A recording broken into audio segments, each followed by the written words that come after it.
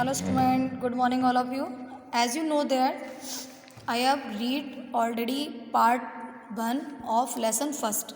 So student, today I will read and explain part 2 of lesson 1. Okay student, let's start. We have already read about politeness. Good words define a person in a positive way, whereas bad or rude words define a person in a negative way. तो हमें कैसे बातचीत करनी चाहिए किसी से? Polite way में करनी चाहिए, जो कि हमें पॉजिटिव एनर्जी देता है. और अगर हम किसी से रूड बिहेव करेंगे तो वो हमें कैसी एनर्जी देता है बेटा? नेगेटिव वे में ले जाता है. Okay, so we are read about part 2. Read the following story to find out how. आज हम एक ऐसी स्टोरी पढ़ने वाले हैं पार्ट 2 में जिससे आपको पता चलेगा कि काइंडनेस कितनी हेल्पफुल होती है. Okay, once there was a king. One day he went for hunting with his minister. एक बार एक राजा होता है और वो अपने मंत्रियों के साथ शिकार के लिए गया है. They went quite far from of in the jungle. और वो काफ़ी घने जंगल में दूरी चलता जा रहा है और आगे पहुंच गए. All of them were exhausted and thirsty. आपने देखा होगा जब ज़्यादा चलते रहते हैं तो प्यास लगने लगती है, बेचैनी सी फील होने लगती है.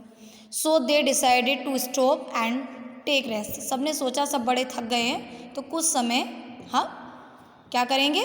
रेस्ट करेंगे, आराम करेंगे. Every one was looking for water. सारे लोग पानी की तलाश में थे. सून दे फाउंड अ हट ऑफ एन ओल्ड हर्मिट. उन्हें जल्द ही एक हर्मिट होता है साधु की कुटिया दिखाई दी. The king ordered one of the minister to go to the hut and bring some water. राजा ने आदेश दिया, जाओ उस साधु से या उसकी हट से कुछ पानी की व्यवस्था करो. The minister went inside and told hermit. मंत्री गए राजा के आज्ञा पर और उन्होंने उस साधु को देखिए किस तरह से कहा. O you blind man. अरे तुम अंधे हो क्या? तुम्हें दिखता नहीं है? Give me some water. The old hermit said, but I have no water. जब उन्होंने उसे रूड बिहेवियर से बोला, अरे अंधे व्यक्ति तुम्हें ये नहीं दिखता, मैं प्यासा हूँ, मुझे पानी दो. तो उस बूढ़े साधु ने क्या कहा? मेरे पास कोई पानी नहीं है. The minister return without water. और मंत्री बिना पानी के वापस आ गए. To the king. किसके पास आ गए? राजा के पास आ गए. The king then sent his another minister. राजा ने दूसरे मंत्री को भेजा. The minister went to the old man and said, give me some water immediately. दूसरा मंत्री गया, उसने भी कमांड दे के बोला कि लाओ मुझे कुछ पानी दे दो तुरंत. The old hermit repeated. उस बूढ़े साधु ने फिर से उसी बात को रिपीट किया और पुनः ये कहा कि मेरे पास कोई पानी नहीं है. I have no water. The king decided to go himself. राजा ने सोचा ऐसा हो नहीं सकता, क्यों ना मुझे खुद ही जाना चाहिए. He went inside the hut and said. वो उस साधु की कुटिया के पास पहुँचे और कहा, sir please give me some water to drink. श्रीमान, अगर आपके पास थोड़ा सा पानी हो तो मुझे पीने को दे दीजिए. It will be very kind of you. और आपकी बड़ी कृपा होगी. The old hermit said, O king. उस बूढ़े साधु ने हाथ जोड़कर क्या कहा? अरे राजन, please come inside and have as much water as you want. उसने कहा, कृपया करके आप अंदर आ जाइए और मेरे पास जो कुछ पानी होगा मैं आपकी मदद ज़रूर करना चाहूँगा.